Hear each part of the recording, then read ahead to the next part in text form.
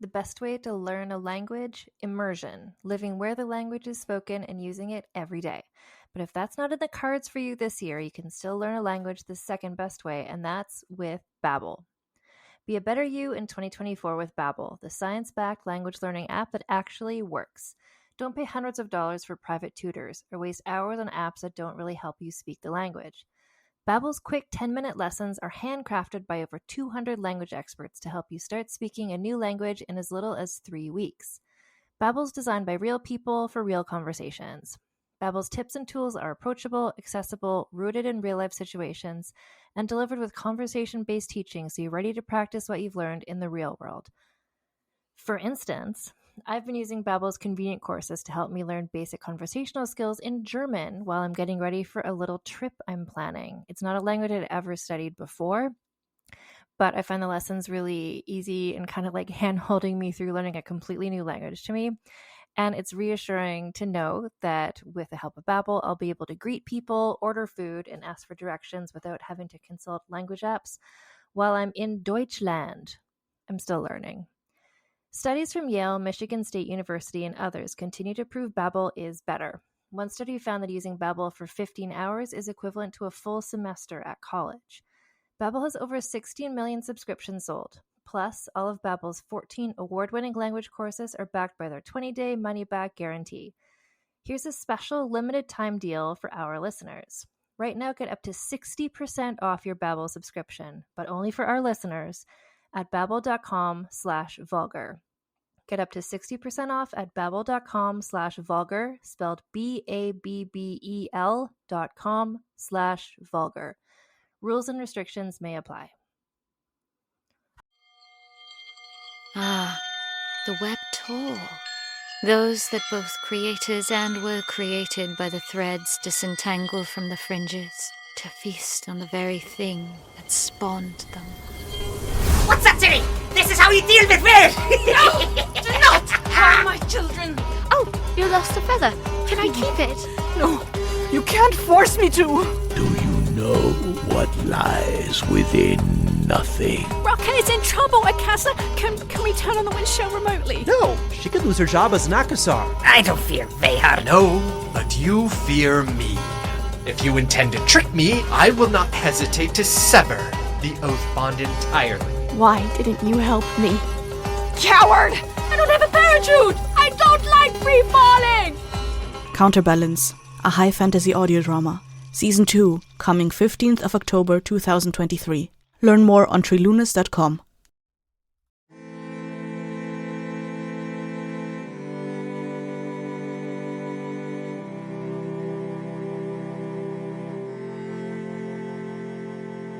Hello, and welcome to Vulgar History, a feminist women's history comedy podcast. My name is Anne Foster, and today I'm sharing with you an interview I held with author Rachel Cantor. So her most recent book is a novel, Asterix, called Half-Life of a Stolen Sister, a novel by Rachel Cantor.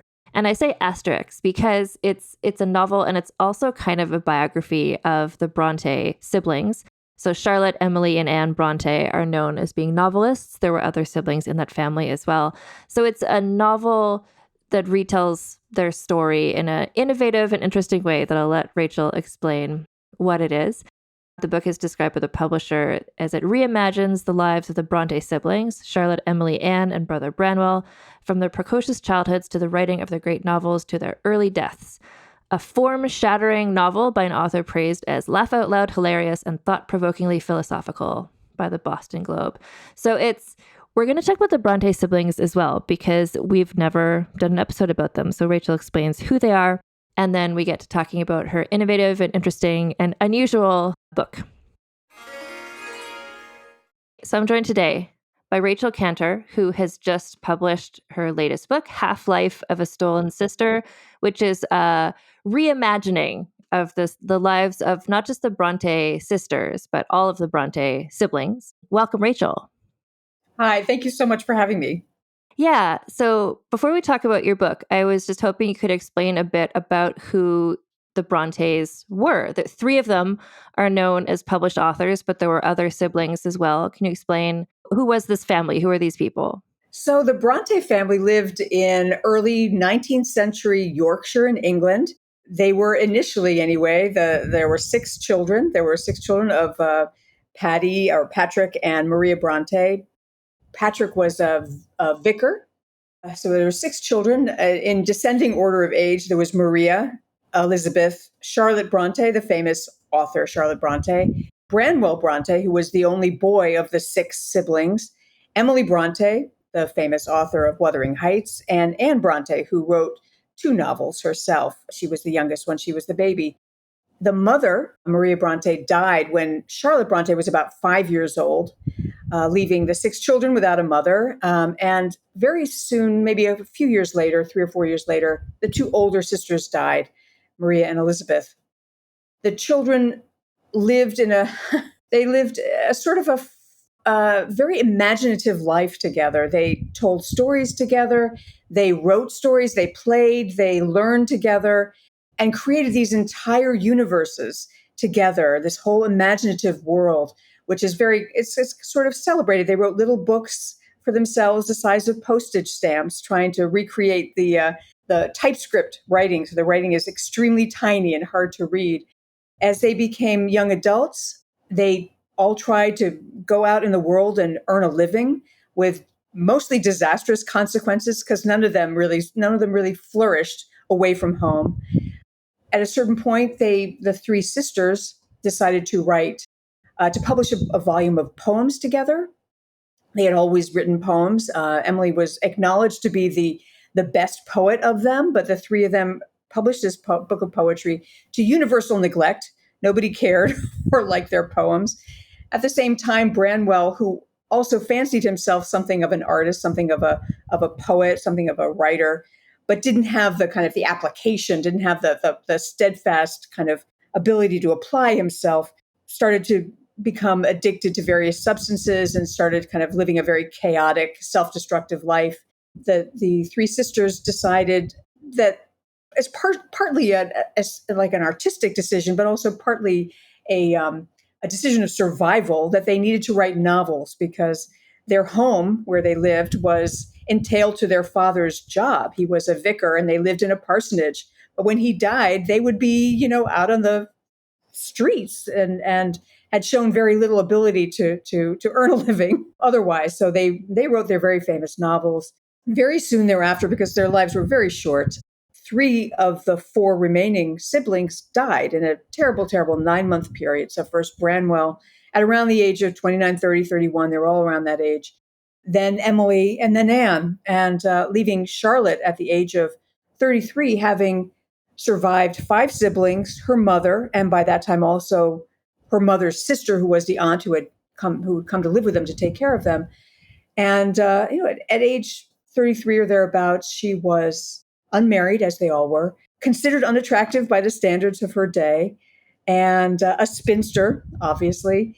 And she had, at that point, to look forward to a life very much on her own with her father, with whom she had shared a certain closeness, but not the sort of closeness she had with her siblings. And she had to kind of face this future of terrible grief, loneliness, and there was every reason to believe that she would spend the rest of her life alone. She managed to continue writing and being creative through this period of grief, and she even managed at the very end of her life, which was still in her 30s, to marry.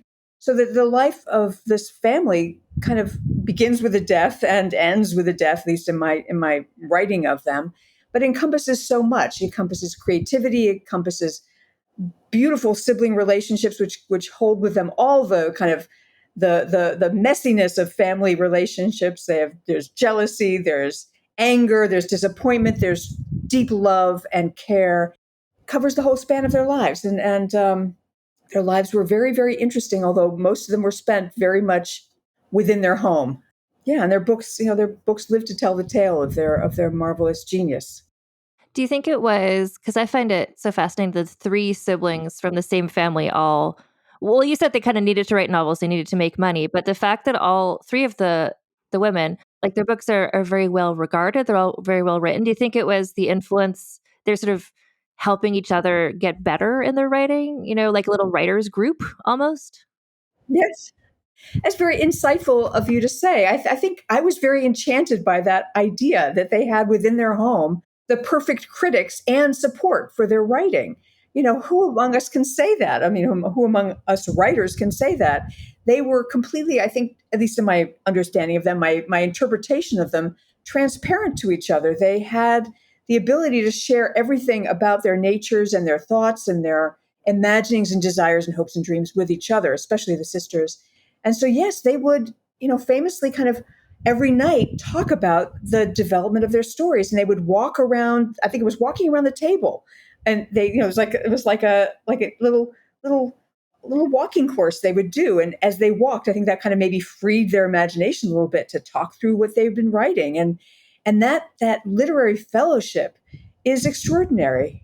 Some of us have writing groups or we have readers, but they're not people who are necessarily engaged on a daily basis with us when we write. And I don't mean also to suggest that because they had to write novels in order to possibly survive, that they wouldn't have written them otherwise. It's possible. I think both Anne and Charlotte had definite ambitions to write novels. And obviously all three of them had the talent and the genius to write them. Emily very much did not want to write a novel. She did not want to have her name out in the world. She did not want to share the beautiful kind of flowering of her inner world with anybody outside the family. She was extremely private and just had very little interest in fame or the social world out there. So it's extremely likely, at least as I understand it, that she would not have written the novel had she not been pushed by Charlotte primarily, and also their straitened circumstances to do something. Oh, there's the kitty. So they published their books under pseudonyms, right? They used male pseudonyms. Can you talk about that? But they used the same surname. So it was like, we're all men, but we're also siblings. Like so they made that connection clear, right? Yes. I think at least, I have to couch everything with saying that the research that I did for this book, because it took me more than 10 years to write, is itself 10 years old. So sometimes it can be confusing for me to remember where does the true story end and my own interpretation or my creative work begin. But certainly they wanted pseudonyms. They wanted to protect themselves. They wanted to protect their privacy, which is a really important aspect of this. It wasn't just that they wanted to see their books in the world and therefore had to adopt male names, or at least gender kind of inconclusive names, but they also very much wanted privacy. And Emily was kind of the spur to that. She insisted on having that barrier between herself and the world out there, that no one would know who they were. But there was also a very practical requirement that if they wanted to publish their books, which were not kind of polite drawing room comedies, they were something of a different order. If they wanted to publish those books, they would have to hide their femaleness to a certain extent. Yeah. I find it interesting that they were doing that, but yet they didn't hide their connection to one another. Yes. Well, I think they were very canny in that regard. I think they recognized that there was possibly some positive publicity to result from the idea of three related people publishing at the same time. It would be the same thing these days if each author was, equivalently regarded or celebrated. It would be a sensation, wouldn't it? And I think that's what they were hoping for. They certainly were hoping for that possibly when they published their book of poems together. I think they sold 4 copies. It didn't get them any renown whatsoever. But they were, country people. They were sophisticated, though, in certain ways. And I think they correctly understood that this would create a kind of, if it reached the public, it would create a certain amount of interest. And they were correct. Yeah. So can you talk about what that was like when their book? So first of all, I believe Branwell was, because he was the only boy, he was the one who's like, hey, I have these books. Maybe you should publish them. They're totally written by men. Like, he was the liaison to publishing, right? Oh, no, not at all. No, not at all. No. Charlotte was the driving force. She was a driving force behind this. It was her idea. She's the one who approached the publishers. She kind of famously, and once they were rejected, she would cross out the name of the publisher and write a new one on the envelope, which is, it's obviously did not show a lot of sophistication, that gesture. But she was the driving force. And when a publisher expressed interest in Emily and Anne's books, because the book that went out with this first effort was a book of Charlotte's, which was not a very good book. It was called The Professor, and that was only published much later when she became famous. It was not really worth publishing at that stage, but a publisher did express interest in Emily and Anne's books. Charlotte was not happy with the offer, the publication offer, but Emily and Anne were like, okay, we'll take it, and that publisher did not treat those books with the respect that they deserved. And then Charlotte kept persisting. She wrote then Jane Eyre and found her own publisher for that. But still, they were published at the same time, even though they had separate publishers. And the publisher who published Jane Eyre was much more respectful, much more aware of the brilliance of his author and her potential also to write additional books, and treated her manuscript with much more care. But yeah, no, it was her that, Branwell intercepted some proofs that they were to read, and it was his first concrete, revelation that his sisters had published a book. This is the poems, and he took this manuscript, which he had been excluded from, and kind of strew it all over the house. He was very upset because he assumed that a book, publication. He assumed that correspondence coming from a publisher would have to be addressed to him, even if it was addressed plainly to his sister. Anyway, so he was aware of their publication and very distressed by it because he had not been included, right? As the only boy, that was his right, he believed, to be included in this sort of endeavor. Yeah. I promise we are going to talk about your book, but first I'm just curious to know, do you remember when you first encountered the works of the Brontë sisters, and if so, which book was it that you read first? Yeah, so I definitely remember I was 10 years old and it was Jane Eyre. And I loved it beyond all things. And it remains my favorite book. And the Brontes are important to so many people because I think they encountered them in childhood, right? And so many of them encountered Jane Eyre in childhood. And, with Jane Eyre, you start with a character that you can identify with, perhaps especially if you're a bookish girl, right? Because she's in the very first scene, she is sort of hiding, if I'm remembering correctly, sort of hiding on a window seat, reading a book, right? But she's, there's so much in that book, which is so exciting for a young person, but also for an older person. There's adventure, there's injustice, there's the wonderful character of Jane, right? There's the voices on the wind, there's the house fires, there's the woman in the attic, there's romance, there's misunderstanding. And this incredible character of Jane, who, even though she is not conventionally attractive, very much like her author, even though she's small and insignificant, very much like her author, she insists on her dignity. She insists that she is worthy of respect.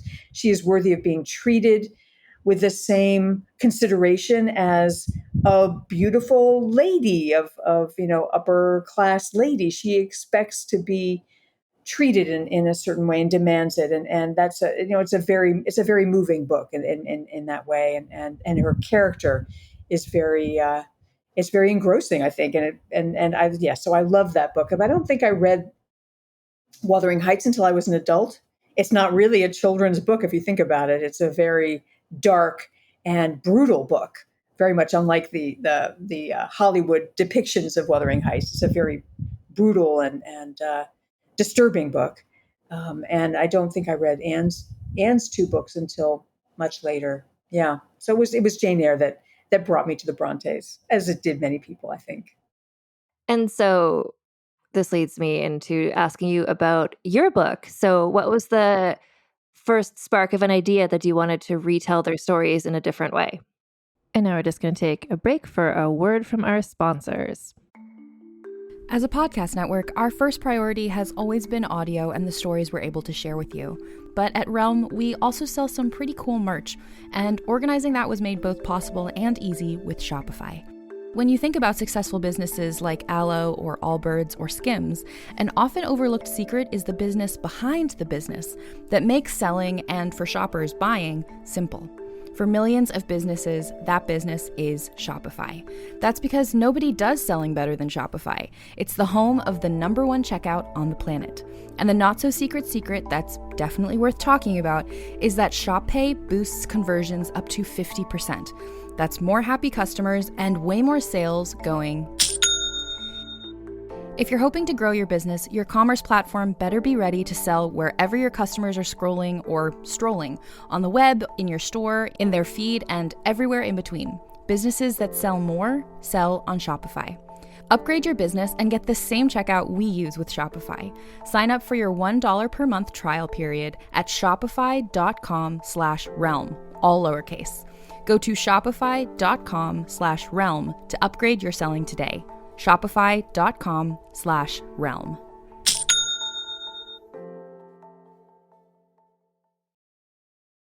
Do you know what lies within nothing? No. Do you know where it ends? Do you want to know? Yes. Counterbalance, a high fantasy audio drama. Season 2, coming 15th of October 2023. Learn more on trilunas.com. People often look at me with confusion when I ask them what their only one in the room story is. They think it has to be like mine, where I went to a 600-person event and discovered that I was the only Black person there. I know. Horrifying, right? Hi, I'm Laura Cathcart-Robbins, and I am the host and creator of the podcast Only One in the Room. Every week, my co-host Scott Slaughter and I invite you to join us for an hour and lose yourself in someone's only one story. This podcast is for anyone who has ever felt alone in a room full of people, which is to say that this podcast is for everyone.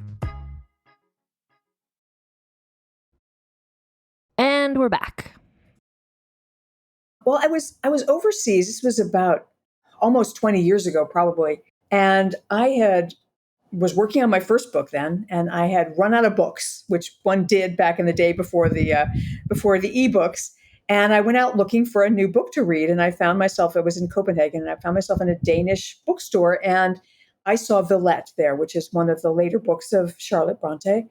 And I remembered Villette as being a book that a friend of mine in college, who was a very smart English major, it had been her favorite book. And somehow all these years later, I remembered that fact. And I picked it up with a lot of enthusiasm. But before reading it, I read the preface to the book, which was written by, I believe it was written by one of the biographers of the Brontës.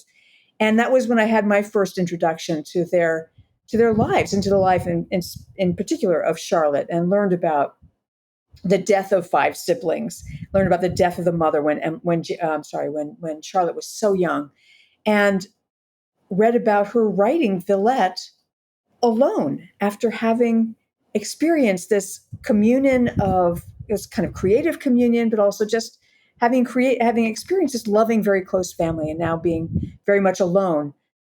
It moved me a lot. I wanted to understand how she could move from what must have been unfathomable grief, especially given the fact that Branwell, Emily, and Anne died within a 9-month period, just pow, pow, pow, all of them gone. And she is left, like I said, just a spinster with very few chances of ever finding somebody that she could marry or that spend her life with.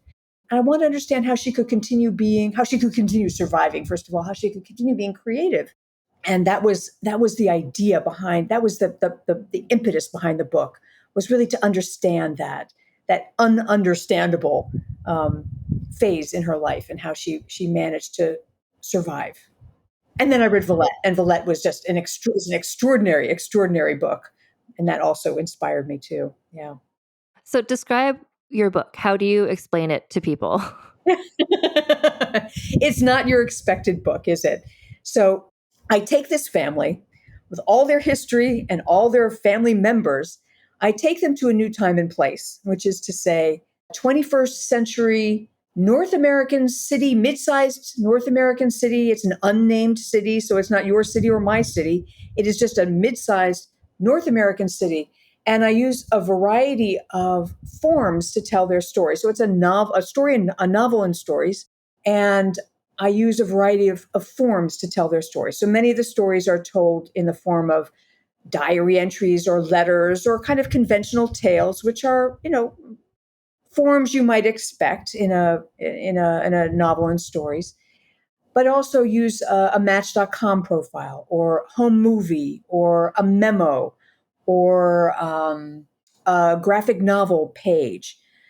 And I use a variety of points of view. So some of these tales or letters are told from the point of view of one of the Bronte family members, mostly the siblings, but also Papa has his turn, Aunt has her turn.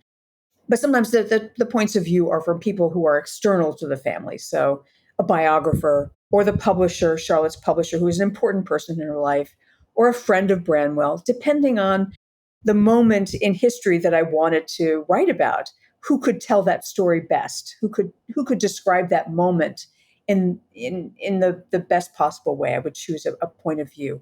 So it's kind of a multiform, multivocal story that nonetheless tells a continuous tale from the death of the mother all the way to the aftermath, really, of the death of Charlotte, and how she's remembered by her father and by her husband. So it's a long span of time, at least, considering the family life. And it's a more or less continuous story. So while it's told from a variety of points of view, you do follow the same characters from the beginning to the end of this story. At what point was it early on or later on that you decided to make it be this 21st century retelling rather than in the actual era in which they actually lived? It's a funny story. I guess I'm a very instinctive, very intuitive writer, more in this book than any other book. But I think, when I write best, I'm using this I'm accessing a sort of an unconscious or subconscious voice in my head. So I had intended, strangely, to write a realistic novel about them. My idea, which was not very well formed, but it was a working idea, was that I would have maybe 4 novellas, one for each of the surviving 4 Bronte children, and each would tell the story of a kind of a critical point in their collective lives. And the 4 novellas themselves in one volume would collectively kind of tell you something about their life, but it would be set in 19th century Yorkshire, would have that setting. And I had the incredible good fortune to be at residencies which is a place where writers and other artists can go to be supported in their work, and they feed you, and you have other creative people around you, and you have no obligation except to write or make your art all day. And then at night you might, again, sort of like the Brontes, you would have community at the end of the day with which to talk about your work if you wanted to, or talk about current events or whatever you wanted, tell jokes, doesn't matter. You'd have that creative community and support.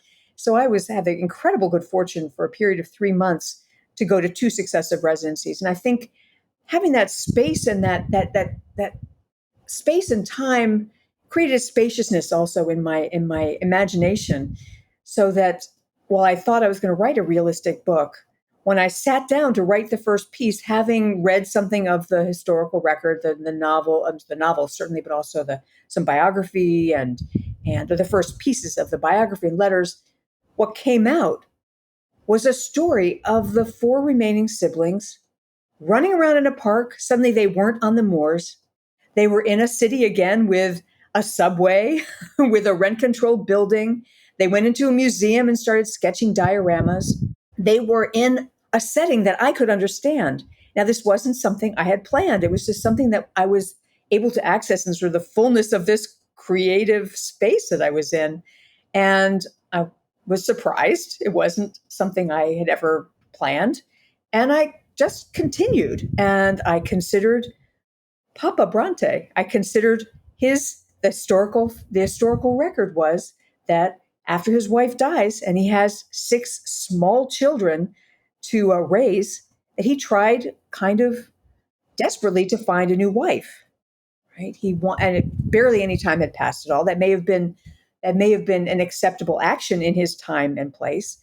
But what did it mean in our time and place? And I thought about it, and I tried to think how someone like him in our current day might try to attract a partner. And I wrote for him a Match.com profile. I gave him a dating profile. And so the voice in that case was his, obviously, and the form was this profile. And through that, I was able to communicate, I hope, something both of the kind of the comic nature of his hopeless endeavor, which was to find some woman who would take on the raising of 6 children on his vicar's salary. Something of the comedy of that, but also something of the terrible pathos of that, because not only was his attempt kind of hard to see succeeding just on the face of it, but you could see something in the voice of that piece of his arrogance, of his self-absorption. You could see from his tone that he was never going to be successful. At the same time, you could see something of his love for his children. So that form enabled me very succinctly, without going into a lot of detail, and trusting the reader to pick up on this, to understand all this, to convey something of that moment. And you don't need me then to tell you that he was unsuccessful. You know this from reading these 3 pages. This form communicated that. And then I went on and I read some more pages from the biographies, from the letters, and decided what was the next moment. And the next form, whatever it was, the next point of view suggested itself. It was, as I said before, it was an extremely intuitive process that I could never have planned and could never have announced to myself ahead of time. But once it emerged, I was extremely happy with it. I enjoyed having that creative freedom, and I felt it was a respectful or even an appropriate course to take to investigate the incredible creativity of this family. And can you explain the title, Half-Life of a Stolen Sister? Oh, yes. That story, that title arose out of that very first story I wrote, which told me so much about the family. It was the title story, Half-Life of a Stolen Sister, but it's also a line in the story. So in the story, among the many things you learn about the family, we learn about how the children were kind of homeschooled, but even more than that, self-educated. And they're learning about Marie Curie, which of course is not something they would have learned about in the 19th century, but it's something they learned about in my book. And they're also at the same time trying to reckon with the deaths of their 2 older sisters, which had happened very recently, maybe a year or 2 before. So this is on their mind. So they're sort of considering them in their play stolen sisters, right? The sisters who are stolen from them. And in their childhood imaginations and their children's imaginations, they're trying to understand that. How could they have lost these 2 sisters? What could be done to save them, to rescue them, right? So half-life is something that we understand. And we understand, if I'm not a physicist, but we know that it refers to the decay of an unstable substance, a radioactive substance. And we might understand that to be a figure for grief, right? How long does it take for grief to dissipate? Does it dissipate altogether, or is it something that just dissipates slowly with time? And the stolen sister, again, can be understood to refer to these 2 sisters who were quote unquote stolen.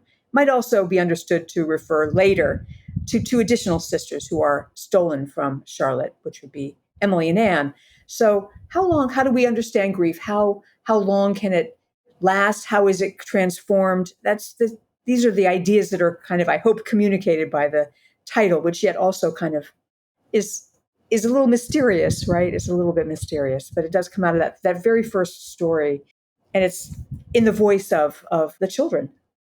And so your book it's already published. How has that been? How is you've readers finding it and reading it? Do you know what's the response been like? Well, I've been in sort of a whirlwind place. I've done, I think, I've lost track, 6 or 8 readings already. One has been virtual, but others have been in 3 of them in New York. I was in Boston. I was in Washington. I was in Philadelphia, all places where I've lived in the past and have a number of beloveds, people I know and care about. So for me, the initial response has largely been from people I know, which has been my experience in the past. Those are the folks who are most vocal. You go to a reading and it's an incredible, beautiful experience. Your readers may or may not have ever attended a literary reading, but I'll sit in a bookstore and I'll talk with somebody about the book. But in the audience will be people from all stages of my life, from elementary school, middle school. I lived in all different kinds of places when I was growing up. So I have lots of different schools, graduate school, my work colleagues, other writers. And the response has been amazing.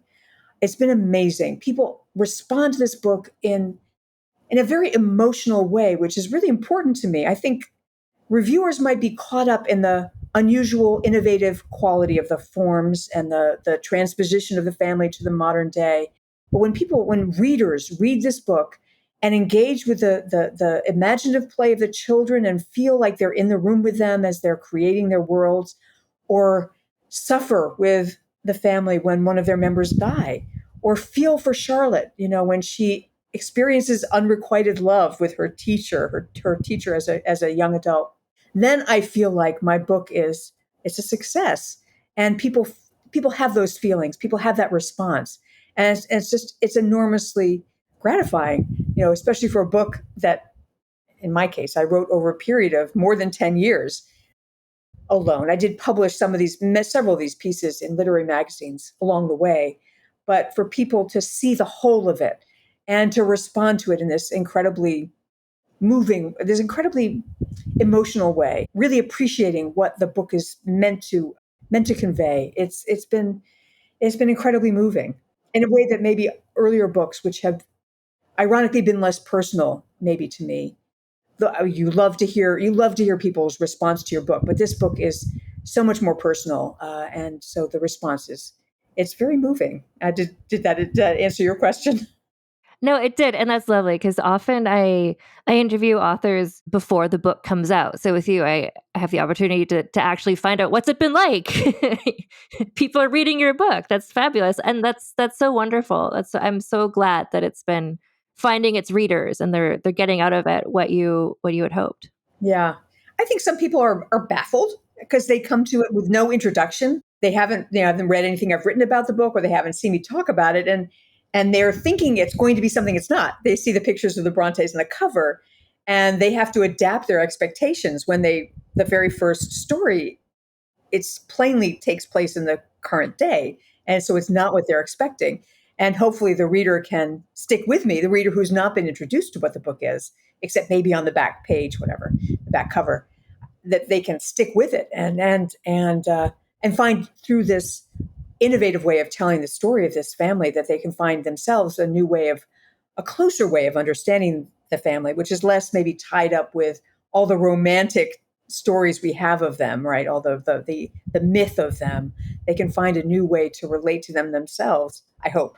That's my dream anyway. Can you let everybody know if they want to keep up with what you're doing, a website and social media and things? I do. Yes. So I have a website in which I have the basics of all the events I'm doing. I will still have, we're speaking now at the end of July. I still have several events coming up in New York. I'm going to be at the Toronto Literary Festival at the end of September. I'm not sure about the date of that yet. Also the Boston Book Festival, which is in the middle of October.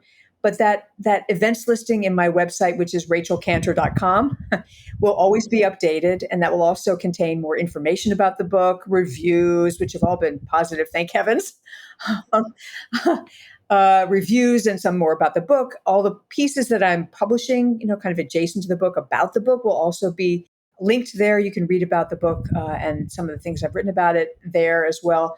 And hopefully soon I'll have some of this podcast and others will also be linked to there. So folks who are interested in the book can find out about it there. But I'm on Facebook and I'm on Instagram and I'm on Twitter, or whatever it's calling itself these days. Who knows? Yeah. I am tentatively on Threads. You can find me easily, I think, Rachel Cantor, in any of these social medias. And you can also link to them through my website. Well, thank you so much for talking with me today about your book. It's such a treat. I got an early copy of it and I read it, and it's so innovative and it's so interesting. And I'm always excited to learn from authors how they came to the place of writing this book. And it sounds like it was sort of a fated thing for you. I don't know. It just sort of like happened. It just came out this way. What a lovely way to think of it. I don't think of it that way, but it was on my mind for so long, and it started so early. If you think about it, starting with the Brontes when I was 10 years old. I won't say how many years have passed since that moment. I love this book enormously, and so maybe you're right. Maybe it was fated. Thank you for putting it that way. Well, thank you so much for talking with me today. Thank you, Anne. So again, the title of this book is Half-Life of a Stolen Sister by Rachel Cantor, and it's available everywhere where you get your books from. There's a little link in the show notes. If you buy a copy through bookshop.org, then a little bit of money goes to help support me and this podcast. And again, you can keep up with Rachel at her website, rachelcantor.com. We'll put that link in the show notes as well. And if you want to keep up with me and this podcast, so we're at Vulgar History Pod on Instagram and Threads, on TikTok at Vulgar History. You can send me an email if you want to at vulgarhistorypod@gmail.com. And also, if you go to the website, vulgarhistory.com, that's where you can find links to all the episodes, but also we're working on getting transcriptions for all of the recent episodes, kind of working backwards. And that's courtesy of Evelyn Malik from The Wordery. Thank you so much for transcribing my sometimes mumbling pronunciations of strange and unusual names, Evelyn.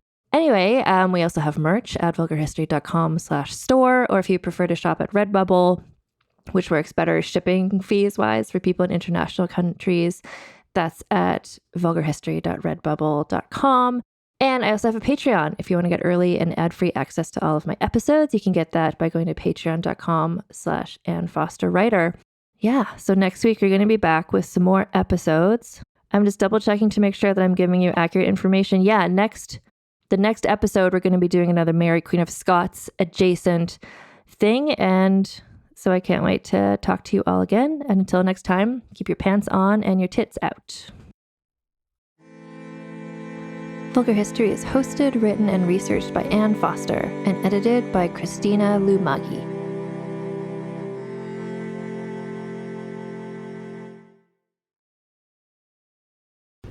Talmor, Sheshin Marachi. Talmor is my home. My family have worked the land for generations. My gran says the island does not belong to us, but we belong to the island.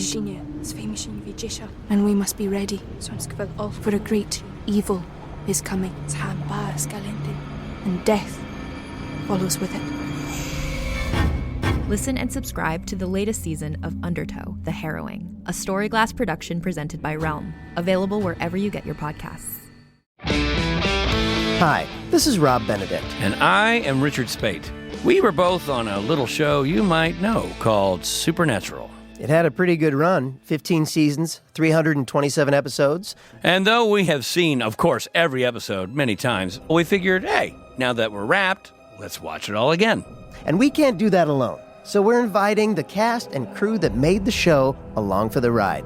We've got writers, producers, composers, directors, and we'll of course have some actors on as well, including some certain guys that played some certain pretty iconic brothers. It was kind of a little bit of a left field choice in the best way possible. The note from Kripke was, he's great, we love him, but we're looking for like a really intelligent Duchovny type. With 15 seasons to explore, it's going to be the road trip of several lifetimes. So please join us and subscribe to Supernatural Then and Now. I'm Brennan Storr. I'm Paul Bestall. We're the Ghost Story Guys. And every 2 weeks, we explore first-person stories of encounters with the paranormal from all around the world. Then we have some fun reacting to those stories. We like to say our goal is to scare the hell out of you, then make you laugh. Belief in the paranormal is not required.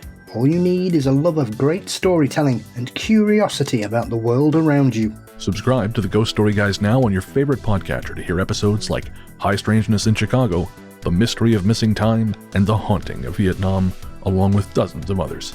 We've talked about mythical bridges, doppelgangers, haunted seaside towns, and so much more. Remember that story about the guy who was trapped inside a dream and something was hunting him? That was upsetting. Yes it was. Want us to help ruin your sleep? Come find the Ghost Story Guys on Apple Podcasts, Spotify, and everywhere else fine podcasts live, or at ghoststoryguys.com.